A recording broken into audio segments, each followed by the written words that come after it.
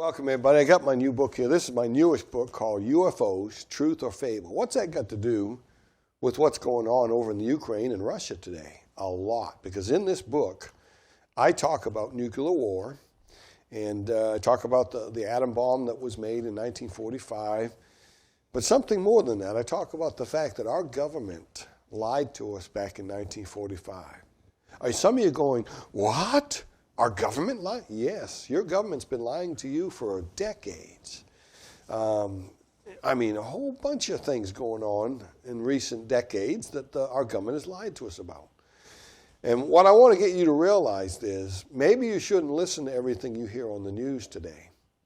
Maybe you shouldn't listen to everything they're telling us because the media has been lying to us for a long time as well. And by the way, they're not on your side.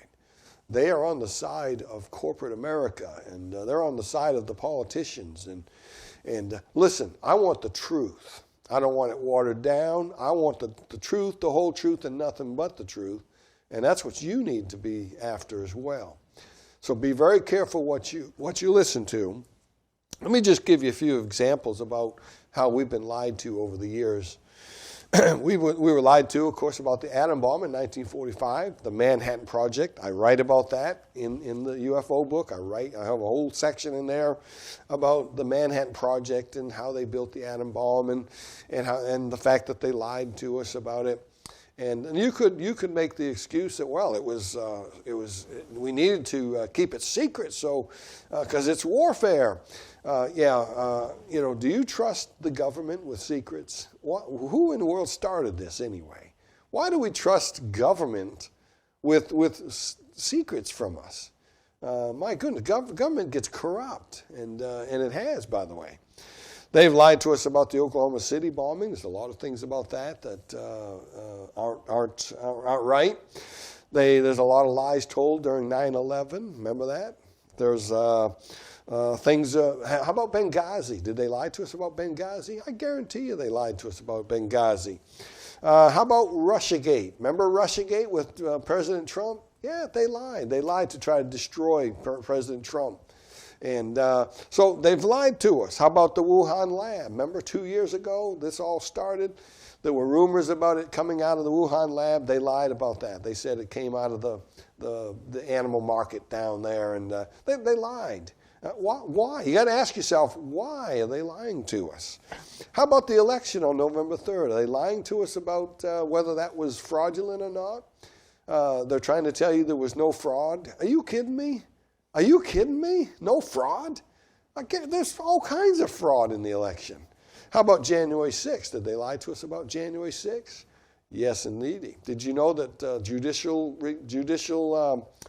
Watch has sued the committee, Nancy Pelosi's committee that's investigating January 6th? Judicial Watch has sued them, trying to get the video. There's hundreds of hours of video about January 6th that we're not allowed to see.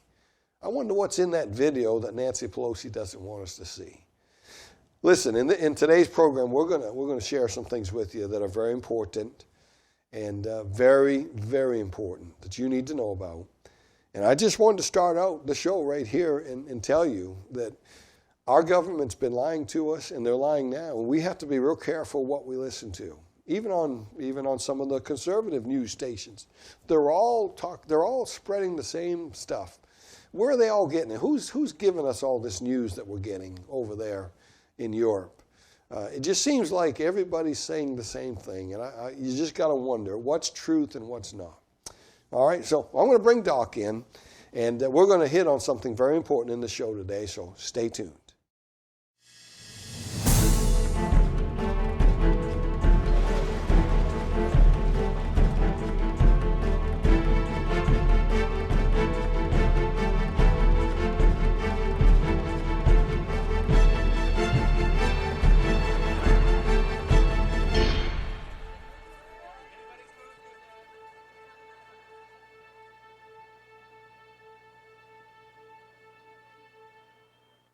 And welcome everybody, Crossing the Spotlight. And I'm Dan Goodwin. Dr. Charles Hiltibidal is with me. And Doc, we're going to play a clip in just a minute from March 6th. We did a show. Yes, we did. And it never got on television, so we got about 16 minutes that we're going to air from March 6th. That folks, you need to see this. We talked about Ukraine, and we talked about what's going on. Yes. And but there's some new developments, because this is March 13th today. This show will air a few days from now on television as well as on YouTube. But we're going to bring out a few new details. Right. And but let's go right now. So, folks, we're going to take you to the studio, but we're going to take you back to March 6th. And so watch all 16 minutes of it, and then we'll be right back. So stay tuned. So Russia has, I think, 16 warships right there. Now, people, look at your map sometime and see where Syria is. It's right on the border. It's connected to Israel. It's 85 miles from Damascus to Jerusalem. Yeah. That's how far they are. Yeah, that's an hour and 20 minutes if you're driving the speed limit. And I mean, it's a matter of a couple minutes in a jet that's going 1,000 miles an hour or 2,000, whatever they do. And they not only have all those, but they got their hypersonic missiles with nuclear warheads. And they did a test right there in Syria, just miles from Jerusalem. Yep. They tested a hypersonic missile. Mm-hmm. And if that's not enough, a few days ago, I keep saying a few days, but time is passing. So maybe it's a week ago now, I don't know. Putin made the statement that the Golan Heights belong to Syria. And I haven't heard, but I know the President, Bennett, spent 3 hours in Moscow yesterday. I haven't heard what come out of that conversation. I just heard that, I don't know if I saw it before I came in the door here to the studio, and I forgot all about it. And that's kind of important. Have you heard anything? I have not, but that's... I mean, best I understood, over the last year, Putin hadn't even let hardly anybody get within 20 feet of him. He's living kind of in recluse life. He's scared to death. And again, we don't know if that's even true. Yeah, that's true. That might not even be true either. How do we find out what is truth anymore? Yeah. The media lies to us. You can't believe. You can't believe half the stuff on Fox either. I hate to say it. But he had a 3-hour meeting, flew up there with, I'm sure it's not about Ukraine. I'm sure it was about our border. I'm sure he's going, and what are you doing over there? What's up over there with all them ships? It's hard to get around over here now. We keep bumping into your ships. Yeah. I know. I almost guarantee one thing he brought up. Mr. Putin, this is dangerous. Somebody could accidentally do something, and war, or to quote the Red October movie, wars have broken out for less than this. And he probably reminded me, you might not be the one that started, but some of these Hezbollahs and all these other groups out of Iran, they wouldn't hesitate to start it and make it look like you did it. Blow up one of his ships. And, they would. But did you notice something last week? That's the first time I've seen it. But the Chechen rebels, of course they're all Islamic, and they were offering 30,000 Islamic troops to go to fight with Russia. Fight with Russia at Ukraine. That's the first. So that to me shows that knot is tying for this Ezekiel 38 war that we're talking about, because that's all of these nations that are coming, all the Magogs and your Persians and your Libyans and Ethiopia and all, they're all Islamics. Yeah. Now, lest anybody gets confused, because we've had a couple calls, people thinking that we're Russian sympathizers or something. No, not hardly. We are not Russian sympathizers, but we're not Ukraine sympathizers either. No. And if people would study Ukraine and find out what's going on over there. We do have empathy, and we are sorrowful about the loss of lives. That's always the case. Yeah. But there needs to be some reality checks made. Yeah, well, starting World War III is not the answer. No, it isn't. Nobody wins that war. Now, we know biblically that the World War III is not going to happen, but that doesn't mean a couple cities don't get wiped off the face of the map. Could happen. Yeah, and there's nothing biblically that says that doesn't happen. And it's pretty obvious if we're as close to the rapture as you and I think we are. A man called me this week, and he said, I need some help. Why is it the white horse rider, how come all these people get killed? And I tried to help him understand. doesn't mean the white horse rider of peace is going to ride very many days before the red horse rider of wars come. Yeah. So the wars are coming. I had a verse here I was gonna read, and I don't know where it is now. I think it was Matthew. It talks about wars and rumors of wars. Wars and rumors of wars. But the end is not yet. Well, here's one in Mark I can read. I got it here. Mark 13, verse 8. For nation shall rise against nation, and kingdom against kingdom. Mm-hmm. And there shall be earthquakes in diverse places, famines, troubles. These are the beginning of sorrows. Yep. And, just the beginning. Yeah. Yeah. People need to understand that it's not going to get better. It doesn't. And it's going to get worse. It's going to get worse. The world is going to be, I'm convinced, the world is going to be in major turmoil when the rapture takes place, for the man of sin, son of perdition, the Antichrist. He's going to come on the scene like that white horse rider of peace. The world's going to be in chaos, and he's going to be the answer, they think. Yeah. And I think when he shows up in Revelation 6, and we talked about this in the last program, the last update, it's one of two things. He's either just came back from a victory, or he's going to fight. I believe he's come back from a victory, and he somehow saved the world. Well, I'm not sure he's the one who's going to save it, but he's going to take credit for it. He's going to orchestrate it. He's going to take credit for it. Yeah. That's very obvious. I mean, there's always a foot soldier out there that saved the world, and the president gets the credit for it. Now, there are some generals that did some great things and organized things and led their men. Yeah. I don't know where those guys are today. They've all been woke. They've all been woke, and I say all. We shouldn't say all. There's probably. I'm sure there's some good men out there. I don't think they're. But the ones that we're seeing, their hands are tied behind their back. The ones that are working, the Joint Chiefs of Staff guy, Milley, and all them. Yeah. Shame on them. He ought to resign. He ought to resign and let somebody in there that wants to be a soldier. He's all about now gender stuff. Oh, yeah. Well, they're holding a big conclave on gender and making sure you use the right terminologies and all this. Well, you know, there's nobody in Russia that has to worry about which bathroom you use. No. And I'm not saying we're pro-Russia, but at least the guy knows which bathroom is the right bathroom. And they're not having to pass laws to tell a biological male he can't swim on the women's swimming team. Yeah. But we're woke, you know. Now, I heard today China already knew and endorsed this war with Ukraine. Yep. China already chose Russia's side. They only simply asked them to wait till after the Chinese Olympics. Yeah. Ain't that amazing? And America, we're over there in China too with that stupid Olympics. What in the world? Crazy. And so China's involved here. Now they've cut off the money. They've cut off Putin's money. By the way, we're still buying oil from Russia right now. But they're talking about now buying the oil from Iran, you know. Did you hear about the peace, the nuclear treaty with Iran that Russia is helping set up for us? Yeah. Now, you can't make this stuff up. You never believe this. But the emergency meeting at the UN the other day on Russian aggression was overseen by the Russians. Well, one guy, anybody can veto it. That's the thing. All the nations there. But it was Russia it was their turn to oversee that meeting. You tell me. I mean, this world is upside down and backwards. Yeah. So I can't say this enough, folks.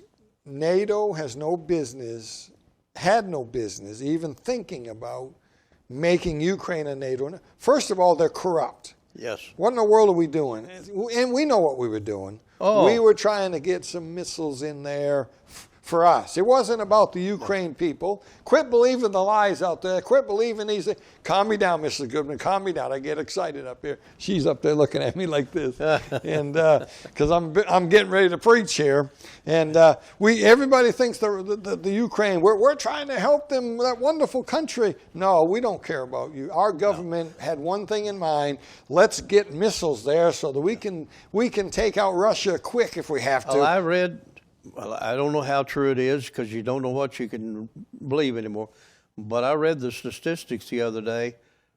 Russia has many more nuclear warheads than we do. I think that's true.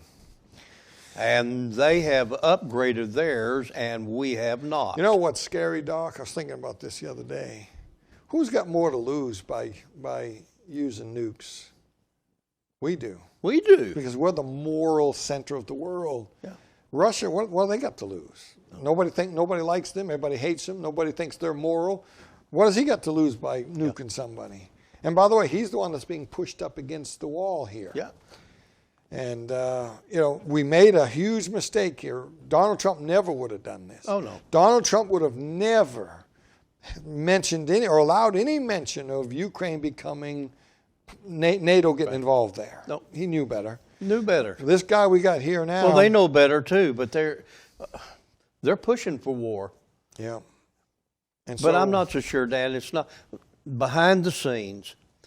I'm convinced are your folks like the Schwabs and other leaders of that nature, people that are not even politicians, who are pushing for a global reset. In order to do that, you're going to have to collapse the economies of the world. Yeah. And this would just about do it. This would be the straw that broke the camel's back. Which leads us to the last topic we'll hit here on this. The finances. They're trying to find a way to hurt Russia without sending a bomb, obviously. Yep. And so they're cutting off their ability to do business in the world financially. Mm-hmm. And all this did was tie China and Russia closer together, because China won't back it. China is backing Russia. Sure. And so we're cutting off the Visa and MasterCard. And American Express, I heard, just canceled all transactions in Russia. And I noticed yesterday that they're asking McDonald's to quit selling hamburgers to them. I kid you not. I'm serious. I don't know what to do. That was major news. I hate to laugh because there's war going on, but you got to be kidding me. No, I'm not Quit kidding. selling hamburgers up there. And Pepsi. Well, McDonald's is a franchise. So if there's a McDonald's in Russia, it's owned by a Russian citizen. And it's none of our business if he sells hamburgers. Yeah, but anyway. My goodness. It's a mess. It is a mess. The finances, here's what hit me. Everybody's cheering, cut off their bank accounts. That's what Canada did to those truckers. That's exactly what they did. And they called them terrorists. Nazis, terrorists, yeah. And they weren't. They're flying Canadian flags, peaceful protests, cleaning up the streets, and they cut off their finances. And see, that's what rogue nations do to their people. And now we're all. I heard Martha McCallum, and I'm sure she's good on some stuff, but she was talking about Russia. She said some people in Russia need to turn on their president. They need to speak out. And she said they would, but that evil government over there, he'll come and arrest them, or he'll cut off their bank account. Wait a minute, isn't that what we're doing here to our people? Exactly what they do. That's what I don't understand. They're criticizing what we're doing. How come it's okay for our government to do that? But that's how liberals work. Yeah. How come it was okay for the Canadian government to attack their own people like that? Yeah. But when Russia does it, they're bad guys. And again, people say, oh, you're a Putin fan. I'm not a Putin fan. No. I'm just saying, how come it's okay for us to commit these atrocities, but they can't commit atrocities? Well, it's because they live in a duplex world. They impose one law on you and live by another set. And it's because we're over here and they're over there. Oh, yeah. And we want our way, and they're bad guys. We're good guys, they're bad guys. Yeah. So, in other words, this is going to hurt everybody. It is going to be difficult. And who caused this? I believe America did. I think we did, but it's all a part of the overall plan. Prophecy said the world is going to go this direction. Not that God's making it, but God in His foreknowledge knew it, and here we are. And it could be with the ships, the Russian ships outside of Syria. Could be why Israel's leader just had the meeting with Putin. Something's up. And they've tested those nuclear missiles there, the hypersonic missiles. And people keep pushing Mr. Putin, keep poking the bear. he might just say, you know what am I messing around here for? I'm moving down. They're cutting my finances off. They're starving my people. I'm going down there, and I'm going to go to the mountains of the Golan Heights, and I'm going to take Israel. Yep. And that's where Ezekiel 30. By the way, we didn't mention it before. The Golan Heights is the mountains of the north. Yeah. Where that battle will take place. Ezekiel 38, yes. And Putin just made the statement days ago that those Golan Heights belong to Syria. Yeah. Trump said they belong to Israel. Yeah. Putin just recently. Now, why did Putin bring that up? That's a good question. Yeah. In other words, maybe the battle starts with, I'm not really going after Israel. We're going to help take the Golan Heights that belongs to Syria. That's all. Well, I'm sure that played into the reason for Bennett making his trip to Moscow. Yep. Yeah. I wouldn't mess with Israel if I was I wouldn't their world either. leader. That's going to be their downfall. Yep. And in closing here, Doc, isn't it interesting what God has done in the last 2 years, or last 1 year actually? He's removed Donald Trump. He's removed Netanyahu. Mm-hmm. I don't know what other world leaders have been shifted around, but it's almost like everything's being set in place, and it's all getting ready to happen. It's getting ready. I'm convinced we're knocking on the door, brother. Yeah. All right, Doc. Well, there it is. We got cut up. We got laughing in that. I asked my wife. I said, we should cut that out. She said, no, we need some people need to laugh a little bit. And every time I watch that clip, I can't stop laughing about the McDonald's hamburgers. Yes, I know. Yeah. And now we found that is actually happening. It's truth. And they're cutting There's off. a whole lot of things that are happening that we. Yeah. Yeah. And I got a new take on this that we're going to get to, but let's update the folks on some of the new things that are just now happening. Russia is still over there. They're still there's still war going on. Yes. What just happened with some of the European leaders? Tell us about that. Well, you had the new Chancellor of Germany, and then the President of France, Macron, and meeting with Putin, and meeting with the Chinese, and these people, the net's getting smaller and tighter together. And they were meeting, as I understand, to try to end it, and I think they wanted a 24-hour ceasefire. They wanted a 24-hour ceasefire, but that fell through. And then, of course, you got Bennett that's been up there and spent 3 hours with Israeli Prime Minister, 3 hours.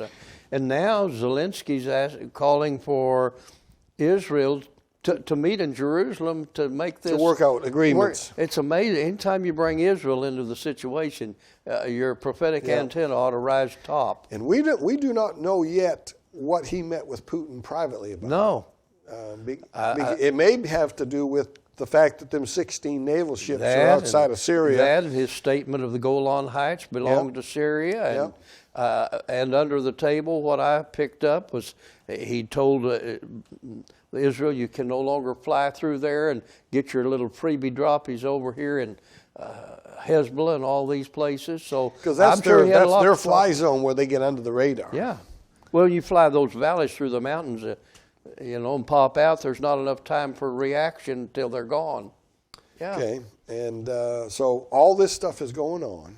So what it is, you're getting Israel brought into the equation all the way up here in Ukraine. Now here's the new development that hit me, Doc, and we really need a whole show on this, but when we heard about the 4 labs up there, everyone's talking about it. They denied them, but now, they're there. Oh, yeah, we're involved, but it's nothing bad. Yeah, and then the next day they said, oh, no, we really didn't. You can't believe it. I got an article here by Tucker Carlson, and I actually watched Tucker Carlson, heard this interview. Yeah. But Tucker Carlson said that we foolishly assumed that in this one instance they might be telling us the truth about these labs. But then it was confirmed by Toria Nuland, the Undersecretary of State for America, when she casually mentioned in a Senate hearing under oath on Tuesday that actually, yes, the Biden administration does fund a series of biolabs in Ukraine. Yeah. And whatever is in these labs is so dangerous, she is deeply concerned that these materials will fall into the hands of the Russian military. What is going on here? So we got another Wuhan going on in the Ukraine, funded by our tax probably dollars. more than one. Well, our tax dollars was funding the one in Ukraine or in Wuhan, and so I have no doubt about it. And so, what are we doing in the labs that we can't do in America? Something illegal, I guess. See, we have a law on the books in America. 100% of the Congress and Senate under George Bush, the law allows bioresearch only to a certain level. And so what's happening, when our research gets to a certain level, in order to circumvent our own law, those that made the law is going outside to these other countries, and between that, I'm sure they're all lining their pockets with all kinds of money. Well, here's the thought that I had, Doc, and we really need a whole show on this. I think, we've been in the nuclear age since 45, but nobody's ever nuked anybody, except what we did to Japan, because nukes are nasty. Well, look what happened at Chernobyl. Just that one meltdown of the power plant has left thousands of farmland acres they can't even for farm 40 there. years. So when you nuke somebody, it ruins the land. You can't. Plus, there's a record. They can see your missile coming. Yeah, and they know who did it. And who's guilty. Biological warfare is different. It's another story. You can kill a bunch of people, but not ruin the land. Yep. And I think the biological... And you can do it in such a delayed fashion, there's no fingerprint on it. Right. I think it's a much bigger threat than nuclear war. Sure it is. And that leads me to Ezekiel 38. And there's a couple passages here in chapter 38 and chapter 39. I know we're going to run out of time here, but he says, I'll call for a sword against him throughout all my mountains, saith the Lord God. And that's talking about the bear from the north coming down. And his sword shall be against his brother, and I will plead against him with pestilence and with blood, and will rain upon him and upon his hands and upon the many people. To make a long story short there, I think the Ezekiel 38 thing could be biological warfare. Could be. It talks about for 7 years they're going to burn the weapons of war, but for 7 months after that they're going to be burying bodies. Now what does that mean? That means there's something about this Must be battle. some contamination. Contamination. And that's what the fire's for. I think there's something here. There must be. And boy, we're on the cusp of it right now. That's pretty obvious. And of course, Russia had these biolabs supposedly before Ukraine was given the freedom with it, and now we're continuing it for 17 years. You're probably right. Yeah. So, folks, we're at the end of our cycle here. We got a bill coming up here in the next week or so. We're still a little short. If you could help us, go to our website, hit the donate button, or contact us if you need to. We'd love to talk with you. And I hope you know Jesus as your Savior, because I'm telling you, this thing is coming to an end sooner than people realize. We're at the end of this thing. I hope you're born again. I hope you've trusted Christ as your Savior. If you need any help with that, contact us. But until next time, keep your eyes on them skies.